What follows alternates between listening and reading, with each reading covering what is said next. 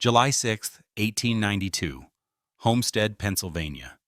300 armed Pinkerton guards arrive by barge on the Monongahela River at 4 in the morning. They're met by thousands striking steelworkers and their families. The confrontation lasts 14 hours. 10 men die. Dozens more wounded. The man who ordered this massacre isn't there. He's in Pittsburgh, 20 minutes away, waiting in his office for news of victory. Before we dive into the story, if you're fascinated by the dark foundations beneath America's greatest cultural institutions, and you want to understand how brutality transforms into elegance, then you're in exactly the right place. Click the like button and subscribe to the channel, and comment, where are you tuning in from right now? And what time is it? I always enjoy seeing how these stories connect people from so many different places. Now let's continue with the story. Henry Clay Frick didn't pull the triggers himself. He never did. That was his genius and his damnation. He understood something fundamental about American power in the Gilded Age. You don't need to be present at the violence. You just need to make the violence inevitable, then step back and let other men's hands get bloody while yours stay clean enough to sign checks and shake hands at charity balls.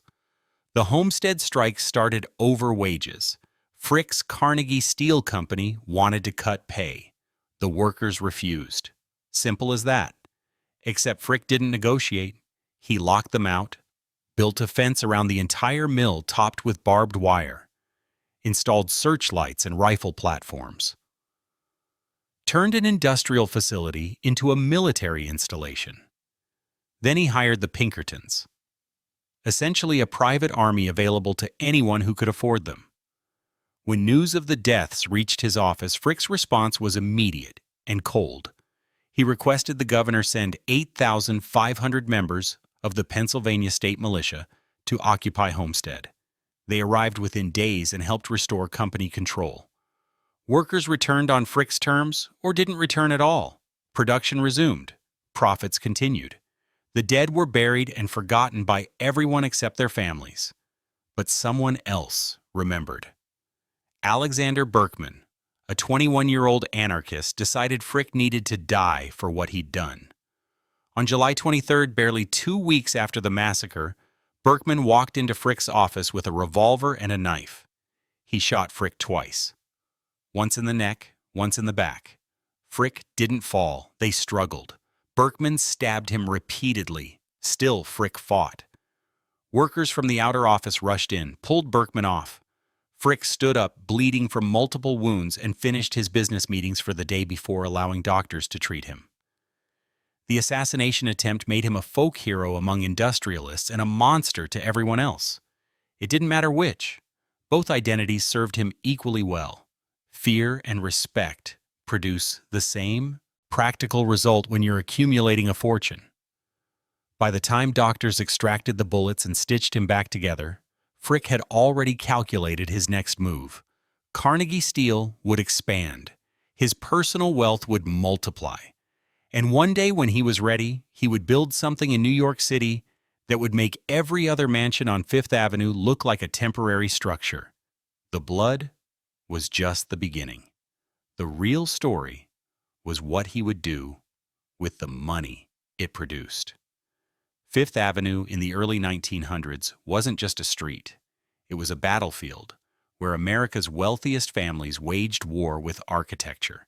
Every mansion was a weapon. Every renovation a declaration that someone else's palace had just become obsolete. The rules were brutal and unspoken. Your house had to be bigger than your neighbor's, more expensive, more audacious. Preferably designed by an architect famous enough that mentioning his name at dinner parties would make other millionaires quietly seethe with envy. The Vanderbilts understood this perfectly. They built so many mansions along Fifth Avenue that the stretch between 51st and 58th Streets became known as Vanderbilt Row.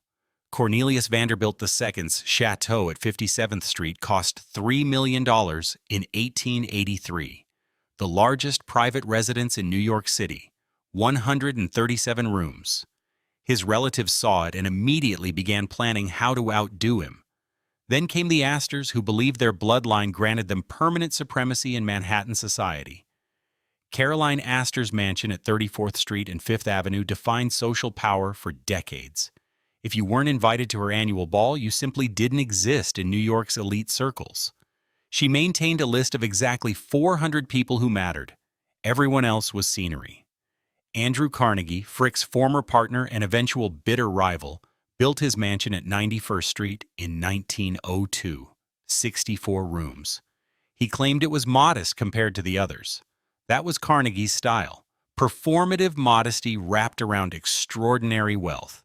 He'd lecture other millionaires about their excess while living in a house that required a staff of 30 servants just to keep it functional. Frick watched all of this from Pittsburgh with the calculating patience of a man who'd survived being shot and stabbed in the same afternoon. He was wealthier than most of them. His partnership with Carnegie had made him one of the richest men in America before they'd destroyed their friendship over business disagreements, so bitter that they'd communicate only through lawyers for the rest of their lives.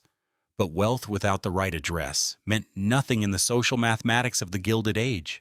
He'd visited New York regularly since the 1890s, stayed in hotels, attended the opera, bought paintings from dealers on 23rd Street. Each visit reinforced the same conclusion. Pittsburgh was where you made money.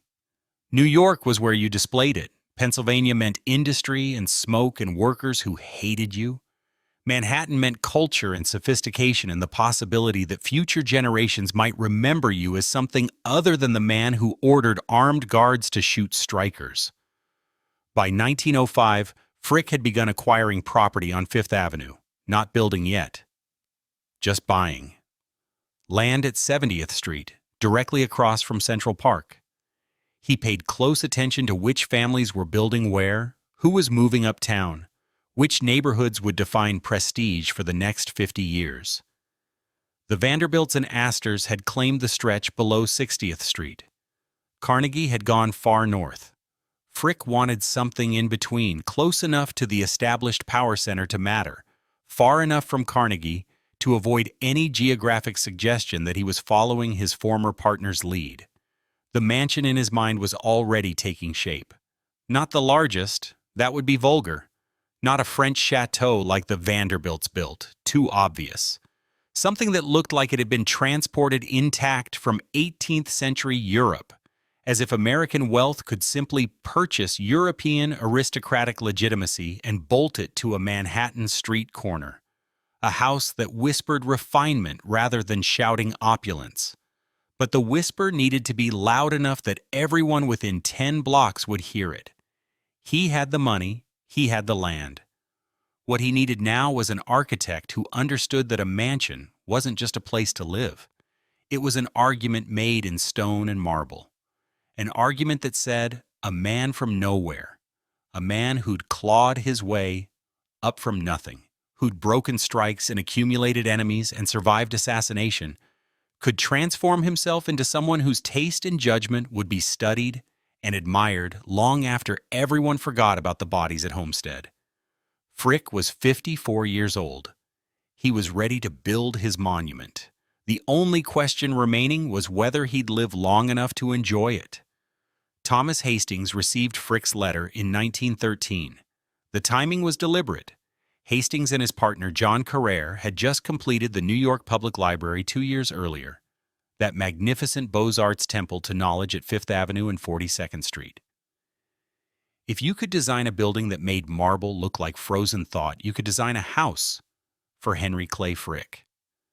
Hastings was 53, at the peak of his abilities, and expensive enough that hiring him sent a message before a single brick was laid. He'd studied at the École des Beaux-Arts in Paris, the institution that trained architects to think like sculptors and engineers simultaneously. His buildings didn't just occupy space, they commanded it.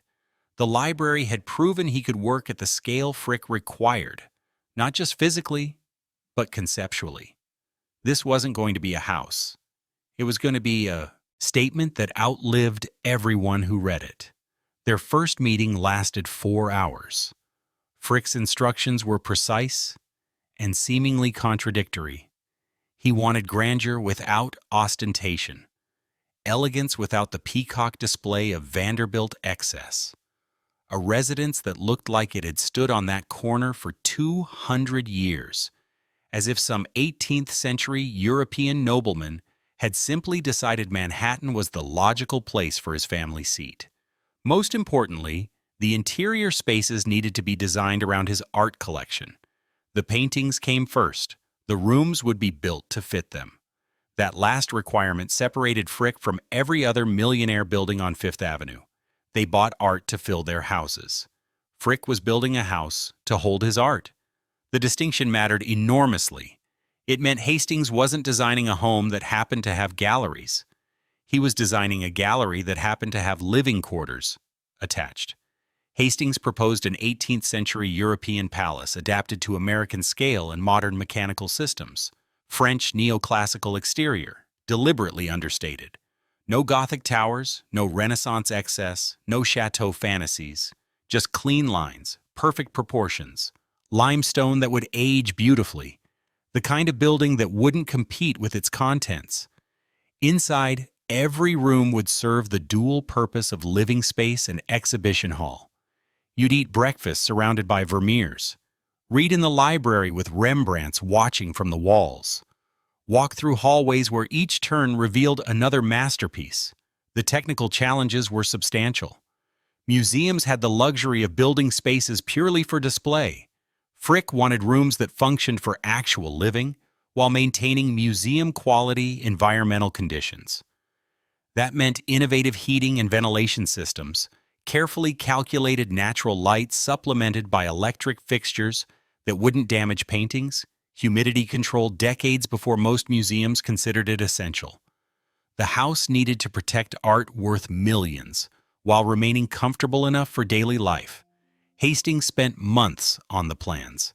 The living hall would anchor the center, a 2-story space with a pipe organ and enough wall area for the largest canvases. West Gallery running 90 feet, designed specifically for the collection of Italian Renaissance and Spanish paintings Frick had been accumulating. The Fragonard room built around 14 panels by Jean-Honoré Fragonard that Frick had purchased from J.P. Morgan's estate. A library intimate enough for reading but grand enough for the 3 Rembrandts that would hang there. 16 bedrooms upstairs because even though only Frick and his wife would live there, proper mansions had proper bedroom counts. The budget was almost irrelevant. Frick told Hastings to build it right, not build it cheap. Every material would be the finest available. Limestone from France because American stone didn't have the right texture. Marble from Italy for the interior because Italian quarries had been perfecting their craft since the Romans. English oak for the paneling because English craftsmen understood wood in ways Americans were still learning. If something cost twice as much but looked 5% better, you paid twice as much. Construction began in 1913. Frick was 64 years old. The house would take longer to complete than most men his age could reasonably expect to live. He didn't care. Some monuments get finished after their creators die.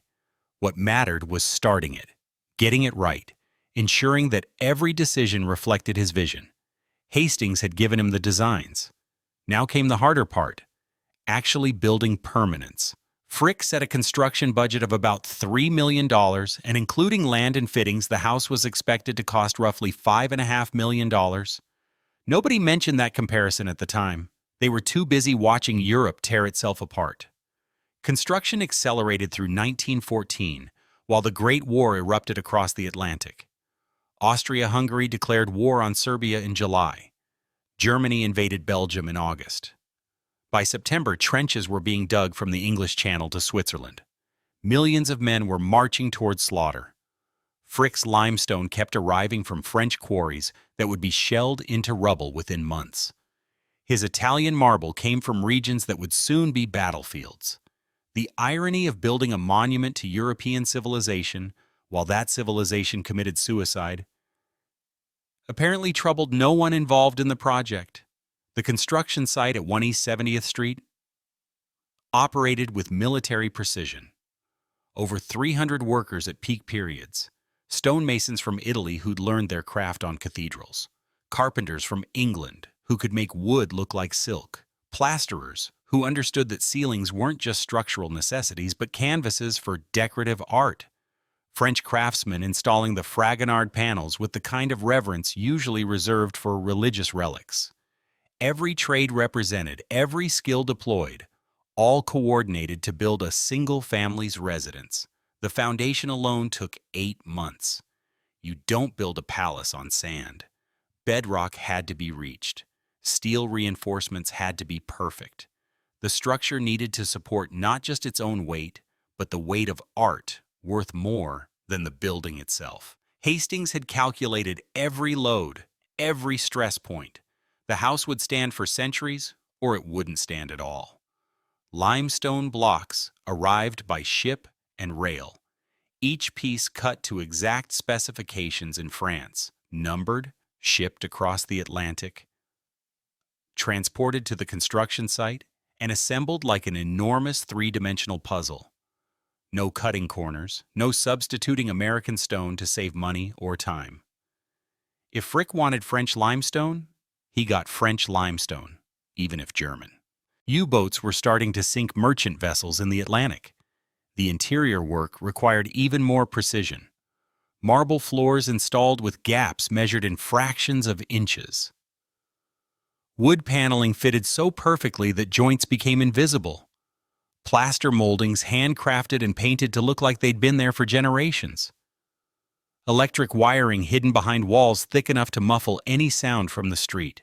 A heating system sophisticated enough to maintain different temperatures in different rooms because Renaissance paintings and Baroque panels required different environmental conditions. 40 servants' rooms were built into the basement and upper floors.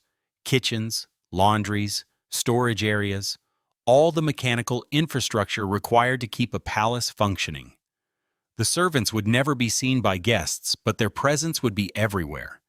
Fresh flowers daily, meals prepared to perfection, every surface polished, every need anticipated.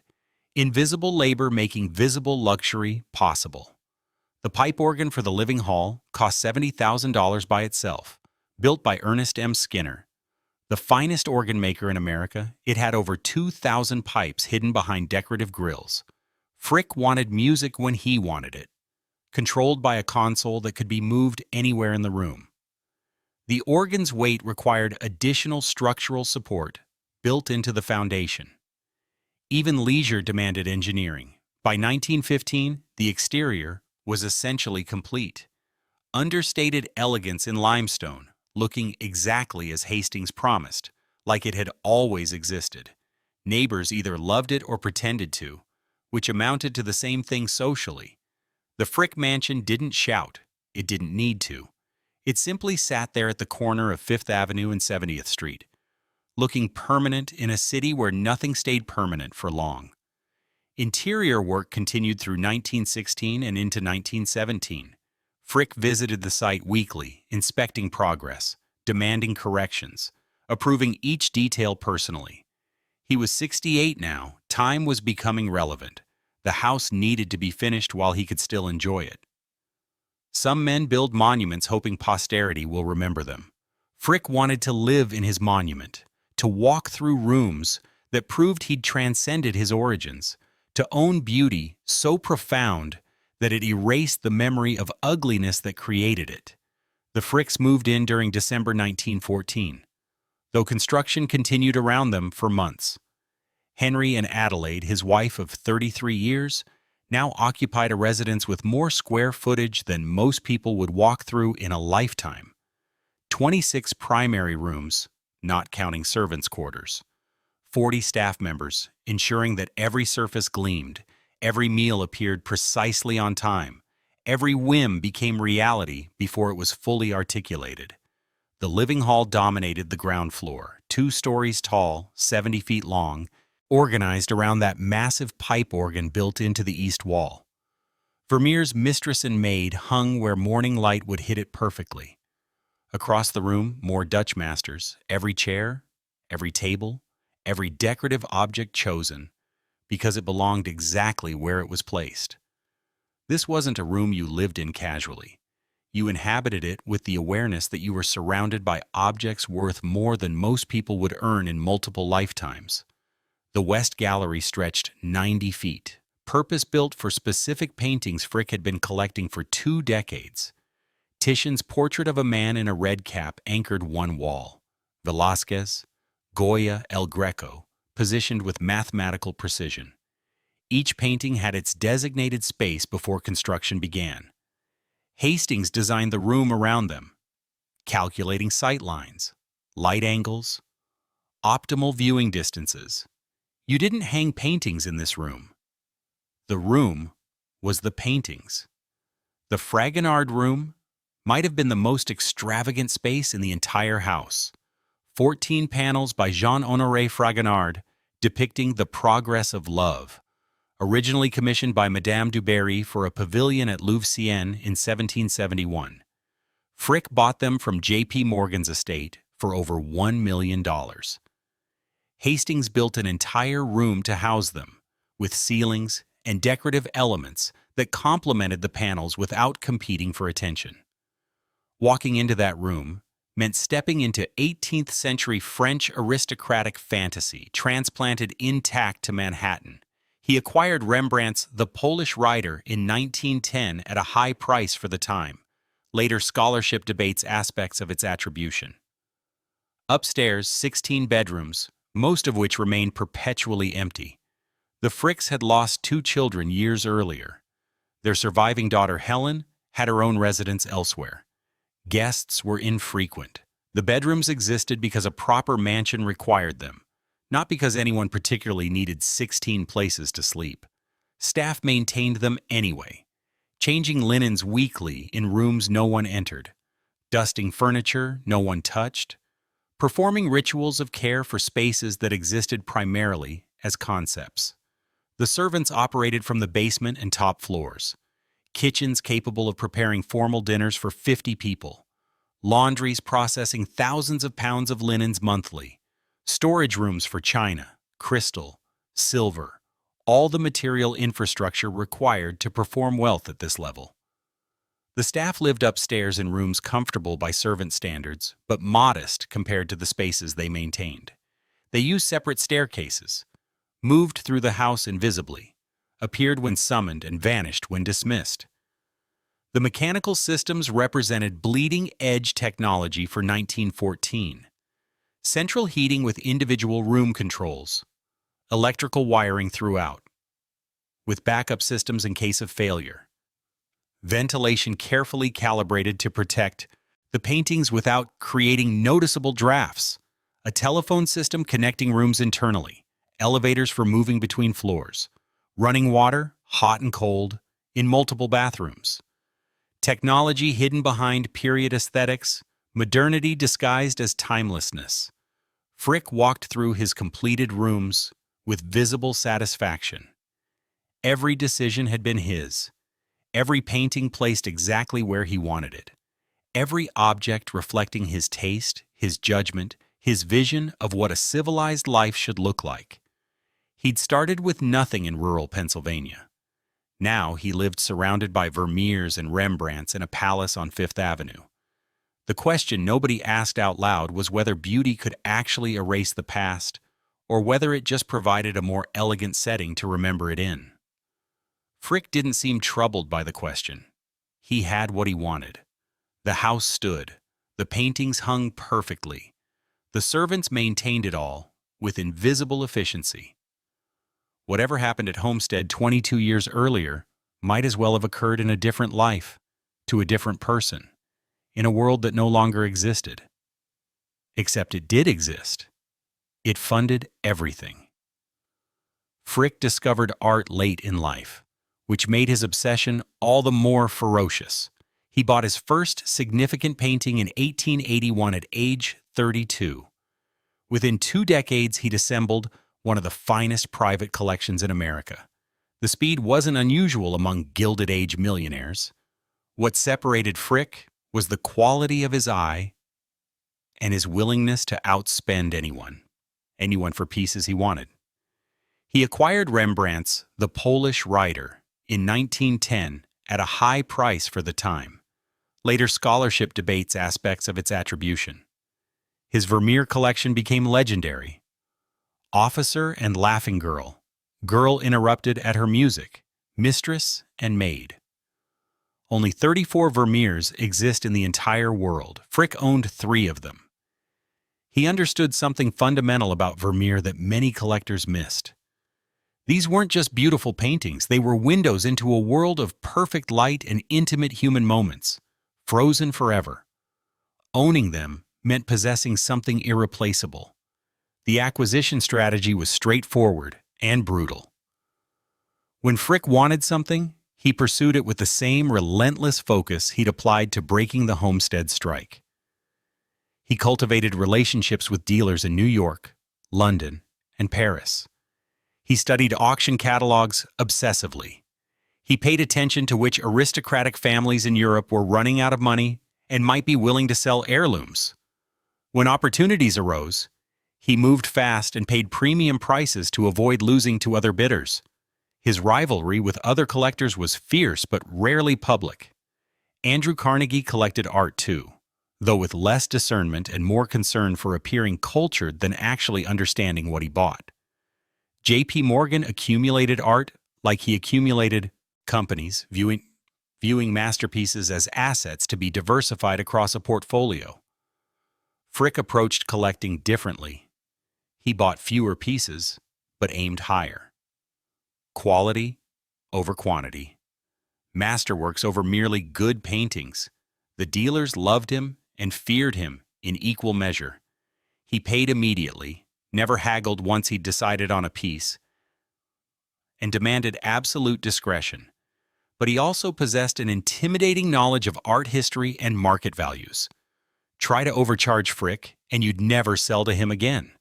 Provide him with accurate information and fair prices, and he'd return repeatedly. Joseph Duveen, the most successful art dealer of the era, built much of his fortune selling to Frick. What drove this passion? Part of it was genuine aesthetic appreciation. Frick would sit alone in his gallery for hours, studying paintings, noticing details, developing his understanding. But part of it was also transformation. Every masterpiece he acquired was proof that a man from nowhere could possess what kings and popes once treasured. Art conferred legitimacy in ways that steel mills never could. You might hate the man who broke strikes, but you had to respect the man who owned 3 Vermeers. The collection's value climbed steadily. By 1914, conservative estimates placed it at $15 million. Other assessments went higher.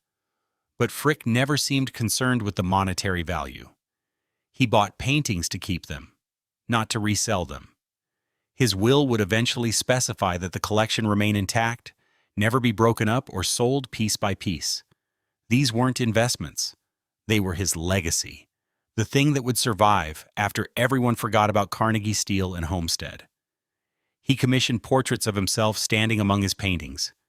In these images, he appears dignified, cultured, a patron of the arts, surrounded by beauty.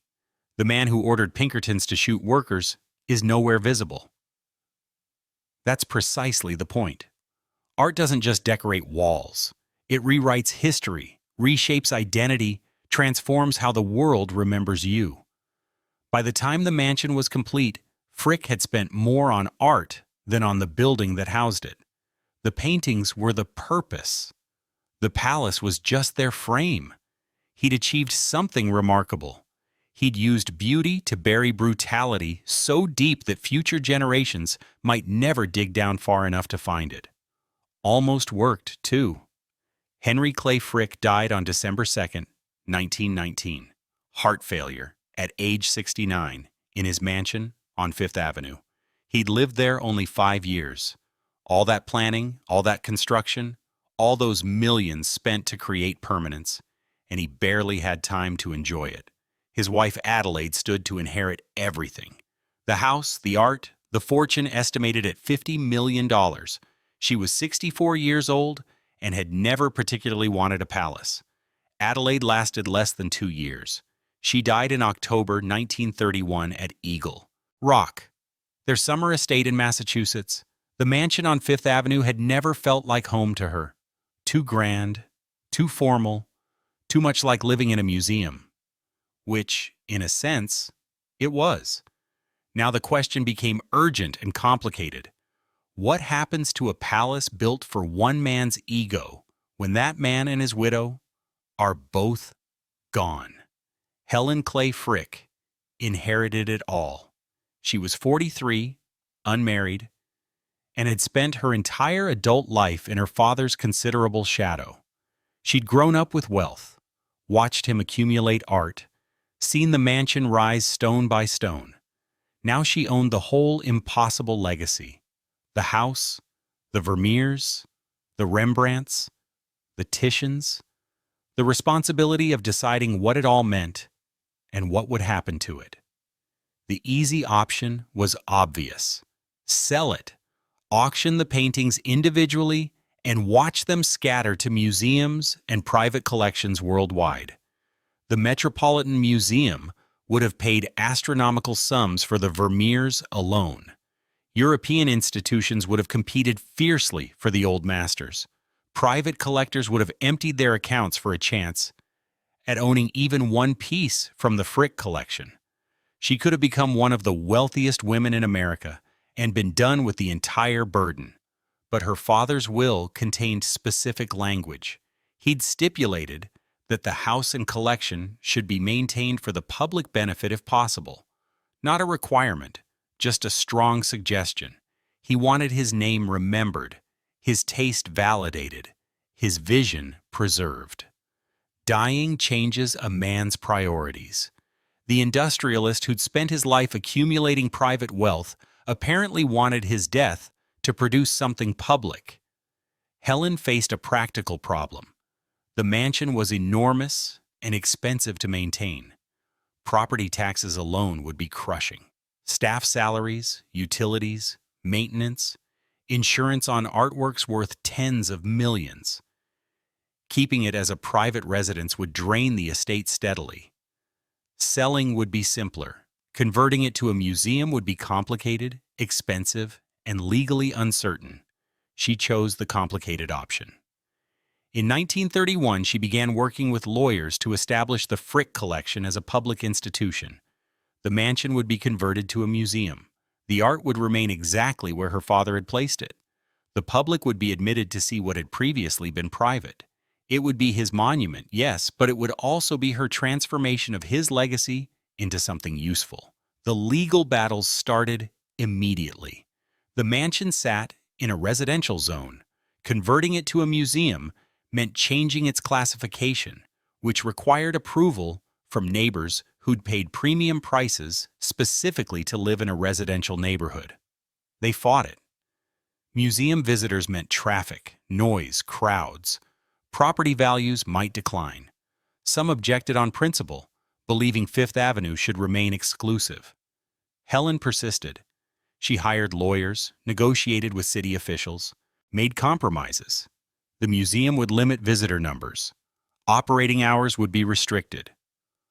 Architectural modifications would be minimal, preserving the residential character. Slowly, opposition weakened. By 1935, she'd won enough approvals to move forward. The conversion required substantial work, installing proper security systems, creating spaces for administrative offices without destroying original rooms, adding public restrooms, modifying entrances to handle visitor flow.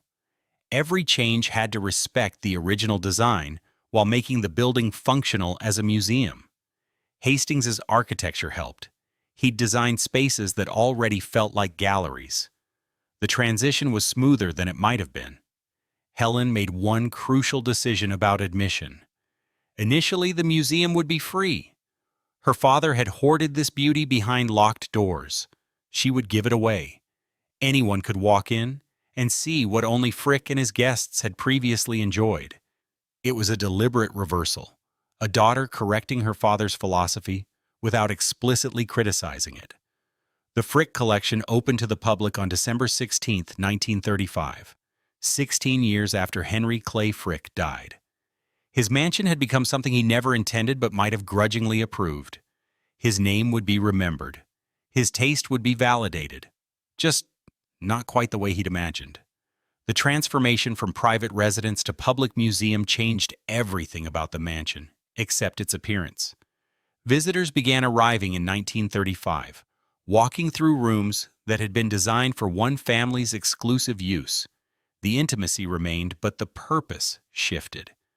What had been Henry Clay Frick's declaration of personal triumph became New York's opportunity to experience European masterworks without crossing the Atlantic.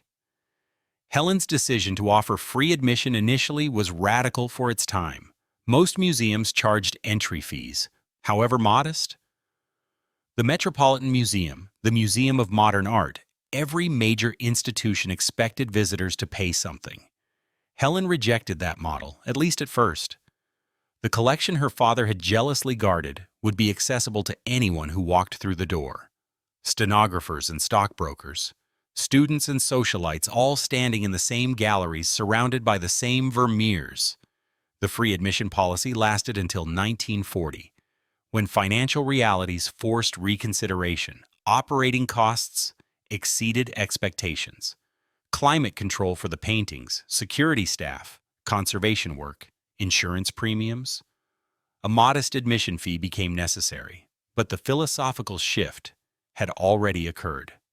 This was no longer private property grudgingly open to the public. It was a public institution that happened to occupy a former private residence.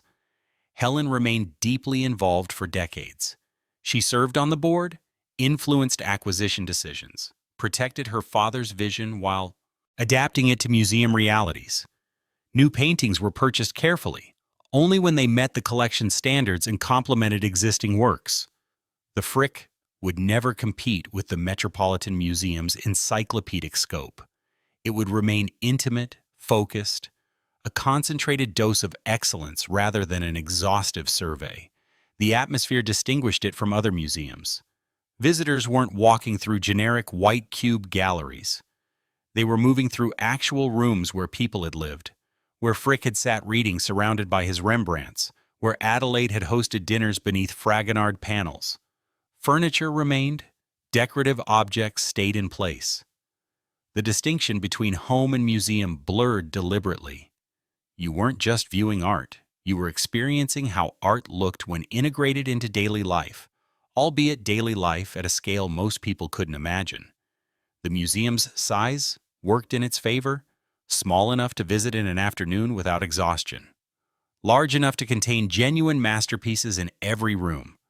You could see the entire permanent collection in 2 hours and leave feeling satisfied rather than overwhelmed. The Metropolitan Museum required days to see properly. The Frick offered completeness in a single visit. Other Gilded Age mansions weren't so fortunate. The Great Vanderbilt Chateau at 5th Avenue and 57th Street, the one that cost $3 million and had 137 rooms, was demolished in 1926. Replaced by the Bergdorf Goodman department store. Caroline Astor's mansion at 34th Street, demolished in 1926 for the Waldorf Astoria Hotel. Dozens of others, torn down decade after decade as Manhattan real estate became too valuable for single-family residences no matter how grand. The Frick survived because Helen transformed it into something useful. Museums have institutional protection that private homes lack. Zoning laws, tax benefits, public interest, cultural significance. All of these factors created barriers against demolition that wouldn't have existed if the mansion had remained a residence. Her father built it for himself. She saved it by giving it away. The irony would have appealed to Henry Clay Frick's sense of strategic thinking. He'd spent his life accumulating private wealth and power. His immortality came from his daughter's decision to make it all public. The house endured, not because it was his, but because it stopped being his. The collection survived intact, not because he hoarded it, but because Helen shared it. By the 1950s, the Frick collection had become an essential part of New York's cultural landscape. Scholars studied there. Artists found inspiration. Tourists made it a mandatory stop. The mansion that began as one man's monument to himself had become something larger and stranger, a place where beauty built on brutality was preserved through generosity, where the past was maintained by fundamentally changing its purpose. Helen Clay Frick lived until 1984. She died at 96, having spent 53 years managing her father's legacy and transforming it into hers. The museum she created outlived them both and continues today, still intimate, still excellent, still occupying that corner of Fifth Avenue where her father tried to build permanence and accidentally succeeded. The mansion survived the 20th century while nearly every comparable residence vanished. The Cornelius Vanderbilt's Chateau, gone by 1926. William K. Vanderbilt's French Renaissance Palace at 52nd Street, demolished 1926. The Astor Mansion, gone. The various Guggenheim residences, mostly demolished. One by one, the great Fifth Avenue palaces fell to wrecking crews as Manhattan's real estate values climbed and the era of single-family urban mansions ended permanently. Economic logic was straightforward and brutal. A mansion occupying an entire city block generated no income. That same land could support an apartment building housing hundreds of paying tenants, or a department store generating millions in annual revenue, or an office tower producing steady rental income. By the 1920s and 30s, keeping a private residence on Fifth Avenue made as much financial sense as burning money for heat. Families sold, developers bought, wrecking crews arrived. The Frick survived because it wasn't a residence anymore. Museum status provided protections that private ownership couldn't. Zoning classifications, landmark designations, tax exemptions, cultural significance arguments, all of these created barriers against demolition. The building was worth more as a museum than as redevelopment potential. Not financially worth more, but culturally worth more, which in New York sometimes matters enough to override pure economics. The collection's quality protected it too. You can demolish a mansion. You can't easily demolish a building containing 3 Vermeers, multiple Rembrandts, works by Titian and Velázquez and Goya. The art gave the structure immunity. Destroy the building, and you'd be destroying one of the world's great art collections. Public outcry would be immediate and fierce. Politicians understood this. Developers understood this. The Frick was untouchable. But survival required maintenance and adaptation. The building aged. Systems needed upgrading. Climate control technology improved, and the collection demanded the best available protection. In 1977, the museum added a new wing designed by architects John Barrington Bailey and Harry Van Dyke. Additional gallery space, improved facilities, modern infrastructure hidden behind period-appropriate exteriors. The mansion expanded while appearing unchanged from the street. Visitor numbers climbed steadily. What started as hundreds weekly grew to thousands. The intimate atmosphere remained because the building's size imposed natural limits. Only so many people could move through the galleries comfortably. Unlike the Metropolitan Museum, where crowds could become overwhelming, the Frick maintained a sense of privilege and access. You were seeing masterpieces in rooms scaled for human appreciation rather than institutional display. The museum developed a reputation for excellence that extended beyond the collection itself. Scholarship, conservation, education programs. The Frick became known for meticulous research and high standards, academic respectability that Henry Clay Frick himself never achieved during his lifetime, now attached to his name posthumously. The man remembered for breaking strikes was also remembered for preserving Vermeers. Both facts coexisted without resolution, and that's where the transformation becomes complete. The blood money gets laundered through art history. Visitors walk through the mansion admiring Rembrandt's brushwork without thinking about Homestead. They study Vermeer's mastery of light without considering the steelworkers who died creating the fortune that purchased these paintings. The beauty does exactly what Frick hoped it would. It erases context, smooths over violence, makes the past appear elegant rather than brutal. Educational materials at the museum mention his business career carefully. Industrialist, steel magnate, financier. The language is technically accurate and strategically incomplete. The Homestead strike appears in biographies if you look for it, but it's never the focus. The paintings are the focus. The mansion is the focus. The cultural contribution is the focus. Everything else becomes historical background, unfortunate perhaps, but not central to understanding why the museum matters. This is how wealth washes itself clean. Not through denial or lies, but through time and beauty and institutional respectability. Wait long enough, create something beautiful enough, and eventually people stop asking where the money came from. They just appreciate what the money built. The Frick Mansion stands today because Helen changed its purpose and because beauty protects itself. The workers at Homestead are remembered primarily by historians. The paintings they inadvertently paid for are seen by thousands weekly. History isn't fair, it's just persistent. Some things survive and some things don't. And survival itself becomes a kind of truth that overwhelms all the complicated questions about how that survival was purchased.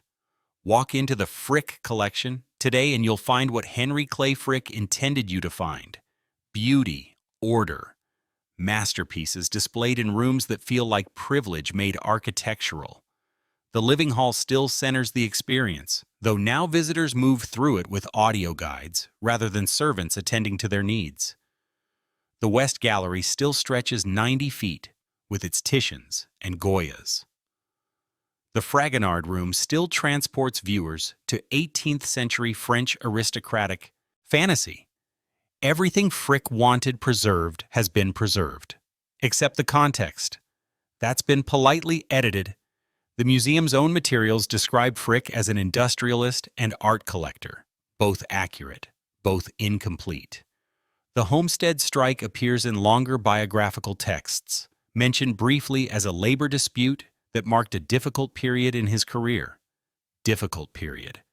That's one way to describe 10 deaths and the destruction of a union. The language is careful, diplomatic, designed not to offend while technically acknowledging historical fact. Visitors don't come for labor history, they come for Vermeer. They stand in front of Officer and Laughing Girl studying the light coming through that window, the way Vermeer captured a moment of intimate conversation. The technical mastery that makes a 350-year-old painting feel immediate and alive. Nobody's thinking about steelworkers while looking at Vermeer. That's precisely the point. The mansion itself completed its transformation from private monument to public institution so thoroughly that it's difficult to imagine it any other way. The rooms feel purposeful, like they were always meant to be galleries. The scale feels appropriate for viewing art rather than excessive for living. What was once evidence of extreme wealth now appears as cultural preservation. The same space, different meaning, entirely new justification for its existence. Helen Clay Frick's gamble succeeded completely. By converting the mansion to a museum, she ensured its survival. By opening it to the public, she transformed her father's reputation from robber baron to cultural benefactor. The strategy worked so well that it's now the model other families study when deciding what to do with inherited estates and collections. Don't hoard it, share it. Let institutions protect what individuals can't maintain. Current visitor numbers hover around 300,000 annually. Not massive by museum standards, but substantial for a space this size. People line up because the Frick offers something other museums can't duplicate: intimacy with masterpieces, a sense of privileged access, even though access is now sold by the ticket. The illusion of discovering something private even though hundreds of others are discovering it simultaneously. The financial model stabilized decades ago. Admission fees, endowment income, donations from patrons who want their names associated with excellence. The mansion costs millions annually to operate but generates enough revenue and philanthropic support to continue indefinitely. Institutions achieve a kind of immortality that individuals can't. Henry Clay Frick died in 1919. The Frick collection will likely outlive everyone reading this, and that raises the final uncomfortable question. Did it work? Did beauty actually erase the blood? Or did it just create enough distance that we can appreciate one without thinking about the other? The answer is probably both. The paintings are genuinely great. Vermeer's mastery doesn't diminish because Frick bought it with tainted money. Art exists independent of its ownership history, but the museum also enables a kind of selective amnesia. We remember what we want to remember. We focus on what's beautiful and ignore what's ugly. Frick wanted immortality through art. He got it, though not quite on his terms. His name survives attached to masterpieces. His mansion endures as a cultural landmark. His reputation improved posthumously through his daughter's generosity. The workers who died at Homestead are remembered primarily by scholars studying labor history. The paintings they inadvertently financed hang in perfect light viewed by thousands who've never heard of Homestead. History didn't forgive Henry Clay Frick. It just moved on. The mansion he built with blood survived through beauty, exactly as the title promised. Whether that's redemption or just successful public relations depends on how you measure moral accounting. The paintings don't care. They hang there, perfect and permanent, waiting for the next viewer to appreciate them without asking too many questions about how they arrived on that particular wall. If you found this story valuable, if it changed how you'll think about museums and monuments and the complicated relationship between art and money, then click that like button. Subscribe to the channel because there are dozens more stories like this one. Hidden truths behind beautiful facades. Uncomfortable histories behind institutions we take for granted. The past is never as simple as it appears. Sometimes the most elegant buildings have the darkest foundations. Thanks for watching.